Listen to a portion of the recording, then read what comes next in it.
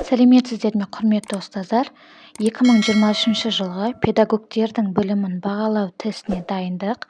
Педагогика, яғни қазіргі оқыту әдістемесі бойынша тестте кездесетін ең маңызды сұрақтар туралы осы видеода бөлісетін боламын.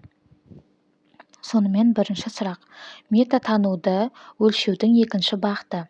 А. Тапсырмаға бағытталған. В. Тәсілдерге бағытталған. С. Оқушыға бағытталған. Д. Тұлғаға бағытталған. Е. Білімге бағытталған. Дұрыс жауабы А варианты. Метатануды өлшеудің екінші бағыты тапсырмаға бағытталған. Екінші сұрақ. Оқуды даралаудың шешуші критерийлерінің бірі.